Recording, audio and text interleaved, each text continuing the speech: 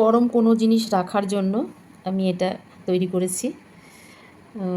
দেখুন, এটা মূলত তৈরি হয়েছে বিভিন্ন ব্লাউজ পিস, যেগুলো আমরা ব্যবহার করি না। আর ব্লাউজ পিসগুলো একদমই বাজে, যেগুলো ফেঁসে যাওয়ার চান্স থাকে। সেই জন্যে ঘরে এগুলো অনায়াসেই কালারফুল জিনিস তৈরি করা যায়। এটা যত বড় করা যাবে তত ভালো লাগবে। তার কারণ হচ্ছে কালারফুল বিভিন্ন কালার দিয়ে করলে বেশি ভালো লাগে। আর এটা অনেক বড়, গোল গোল গোল গোল করে অনেক বড় যদি আপনি আপনার বেডের সামনে রাখেন, সেটা ভীষণ গর্জিয়াস দেখায়। আর এখানে আমি আমার চায়ের কাপ রেখেছি, লিকার চা খাই সাধারণত, সেটা আবার ভর্তি করে। আর যেটা এতদিন আমি কোনো ক্যাপ্টের কোনো কিছু দেখাতে পারিনি, তার একটা আসল কারণ আমার ফ্রোজেন শোল্ডারে ভীষণ ব্যথা। সেই জন্য কোনো কাজ করতে পারছি না। সেই জন্যে আমি গান কিংবা অন্য অনেক কিছু ভিডিওতে দিচ্ছি, যেটা হাতে কাজ না করতে হয়। কিন্তু বসে থাকতে পারলাম না, এটা করেই ফেললাম। আর আমার এখানে চা রেখেছি। আমার মেয়েদের প্রায়ই এখানে বসে ওরা গরম কিছু খায়, যেমন সবাই ওই বাচ্চারা যেরকম খায় ম্যাগি পাস্তা এরকম। দুদিন আগেই ওরা একটা এই সানমাইকা দেওয়া একটা জিনিস একটা জায়গায় নষ্ট করে ফেলেছে, গরম কিছু একটা দিয়ে। তো আবার এটাকে উঠিয়ে নতুন করে সানমাইকা লাগানো কিন্তু একটু ব্যয়বহুলই। সেই জন্য আমি ভাবলাম আমিই ব্যবস্থা করি, আমি ব্যবস্থা করে নিলাম। তো এইরকম শুধু একটা না, ঘরে দুটো তিনটে থাকলে খুবই ভালো হয়। ডাইনিং টেবিলে রাখলে এটা নষ্ট, মানে দাগ হয়ে যাবে তেল হলুদের।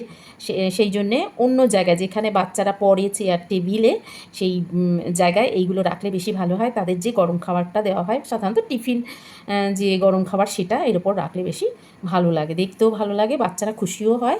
আর একটু দেখতেও ভালো লাগে, আর সানমাইকাটাও নষ্ট হবে না।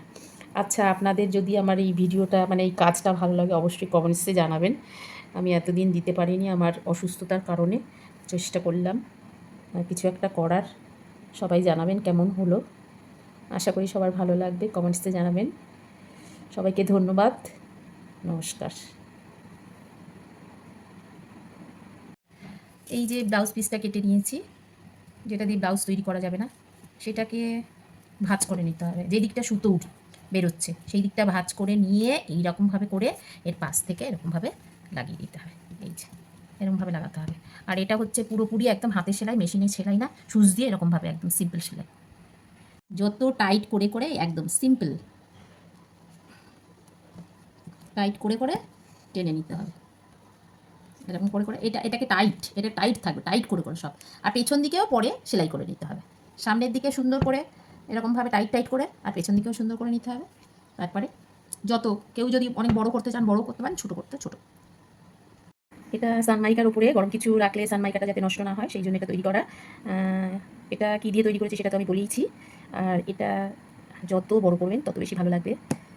আমার শরীর অসুস্থ বলে আমি বেশি বড় করতে পারলাম না, তবে আমার কাছে আরও ব্লাউজ পিস আছে, আমি আরও করব। বড় করে একটা খাটের সামনে একটা রাখবো। এটা মানে অনেক অনেক কালার দিয়ে এবং অনেক বড় করবো, যেটা দেখতে ভীষণ কালারফুলও লাগবে, আর খাটের পাশে রাখবো।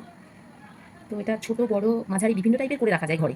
আর বাচ্চাদের এর উপরে দিলে ওদেরও ভালো লাগে, যেখানটা ওরা পড়ছে চেয়ার টেবিলে, সেই এর উপর কোনো পাস্তা, গরম পাস্তা কিংবা ম্যাগি বাটিটা এর উপর দিলে ওদেরও ভালো লাগে, একটা কালারফুল জিনিসের উপর দেওয়া হলো ওদেরকে। সেই জন্য এগুলো সাধারণত বাচ্চাদেরই একটু বেশি মন ভোলানোর ব্যাপার। আর খুব প্রয়োজনীয়। দুদিন আগেই আমার মেয়ে একটুখানি সানমাইকাতে গরম কিছু একটা দিয়ে দিয়েছিল, সানমাইকাটা গেছে পুড়ে। তো সঙ্গে সঙ্গে তো এত বড় সানমাইকাটা উঠিয়ে আবার করা যায় না, সেটা একটু সত্যি কথা একটুখানি ব্যয় সাপেক্ষ। সেই জন্য আমার মনে হয়েছে যে তাড়াতাড়ি করে এটা করি। আর দেখলাম বেশ ভালোই, এটা খুব ভালোই দেখলাম যে গরম রেখে আমি দেখলাম গরম কিছু একটা জিনিস রেখেছি, তারপরে দেখলাম যে উঠিয়ে নিচে কোনো গরম হয়নি, সানমাইকাটা কোনো গরম হয়নি। অতএব এটা আপনারা করে দেখতে পারেন।